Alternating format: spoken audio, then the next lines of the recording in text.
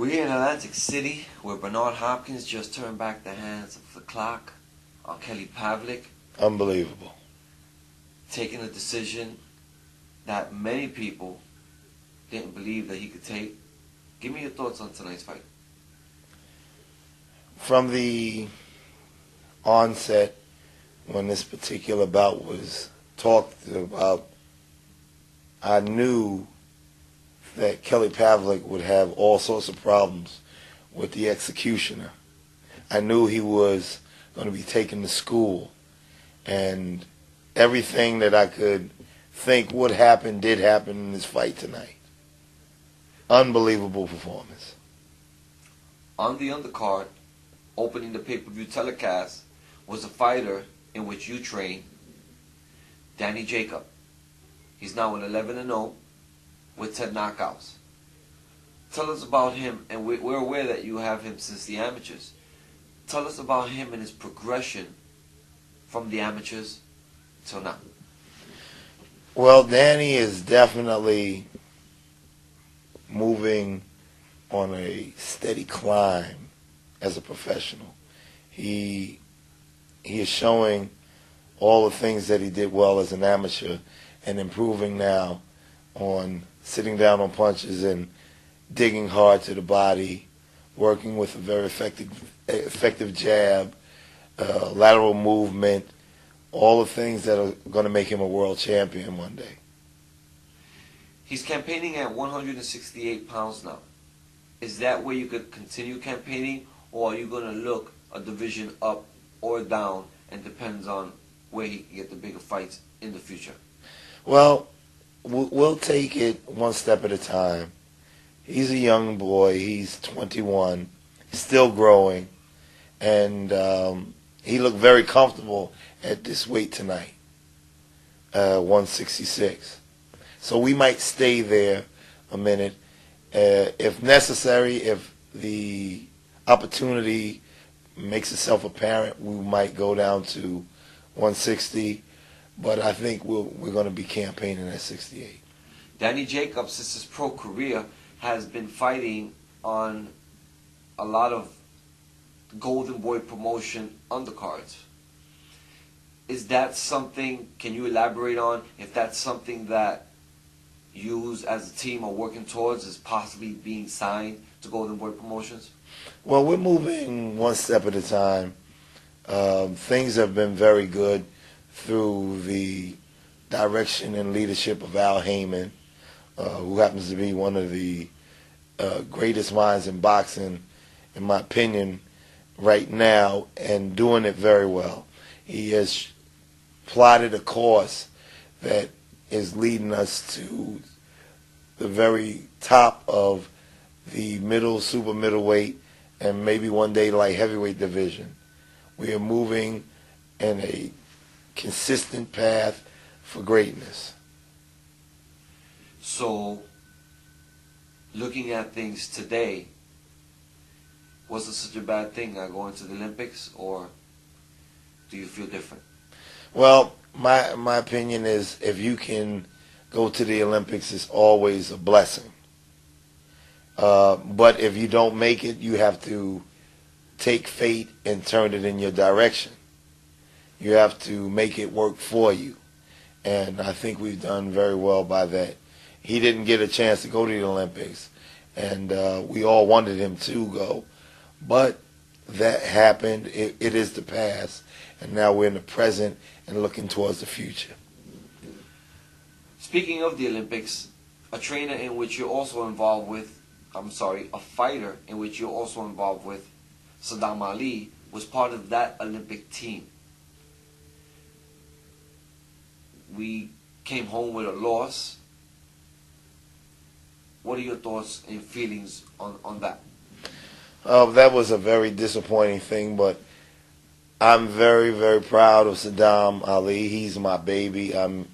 He could be no more my son than if I made him myself.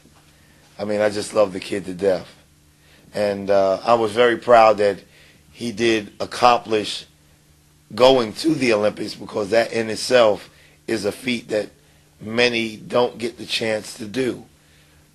I was disappointed that he did lose, but it was an experience, a great experience for him, and he will be making the turn into the professional ranks in the very near future.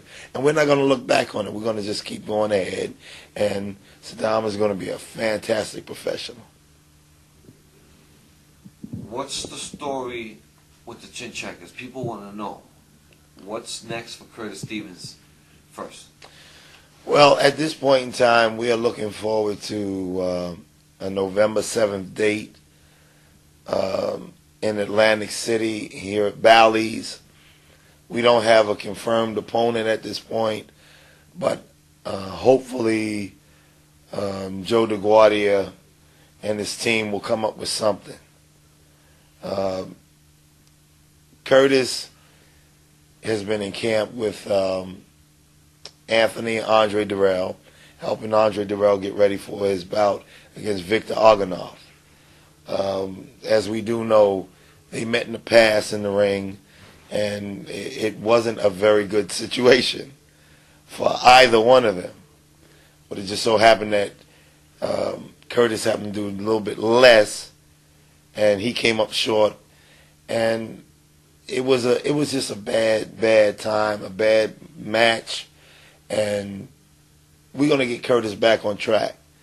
In my opinion, when he's on and when he's doing what he does best, he's a very exciting young man.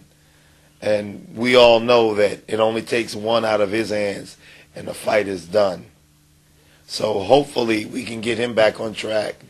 And he's still a baby. He's only 23. And chart a course for him to get back to the top and become that exciting little beast that we know he can be. Jaidon Codrington was a participant in the Contender reality show. We've seen Jaidon Codrington come up in Broadway boxing shows. We've seen him when he was down. Where is he? People want to know what's next for him. I believe Jaidon is boxing on November 13th in Rhode Island on a Contender boxing show. Peter Manfredo versus Bika is the main event. I don't know who Jaidon's opponent is going to be, but I'm looking forward to him once again getting back in the ring. And as I told you before, we all will be giving a helping hand to get Jaidon back to his true potential. Will Rozier made his pro debut. Did you see his performance? I mean, what do you think of his performance on the night? Well, I didn't see it. I was out of town at a boxing match with Danny. So unfortunately, I didn't see his pro debut. But I heard he started off on the right track. He had the right opponent to have a debut against, and he stopped him. And Will is a fantastic little fighter. He works hard. He trains very hard. And he's a smart kid, a very likable kid. And I wish him the very best as a professional. If he is brought along the right way, he's going to be a pretty good fighter. If he works hard and stays diligent to his craft, he might become a great fighter. This month on the 22nd, Broadway Boxing returns, and Gary Starks is on the card. Tell us about his progression and how he's coming along and what can we expect from him. Well, we've been working really hard to sharpen up for this return bout. We have a southpaw. I don't remember his name. I was just told his name once. And Gary's going to come out and be very dynamic, very fast, and very sharp. I'm looking forward to him putting on a great show on the 22nd. Well, you're a very busy trainer. Congratulations on tonight's win. Is there anything you want to say to the boxing fans? First and foremost, look out for Mean Joe Green. He's getting ready to do big things. He's 20-0 now with 14 knockouts. And, I feel blessed. I can't ask for much more as a trainer for my guys to do as they have been doing and be as successful as they have. And we're just looking to do big things, as always.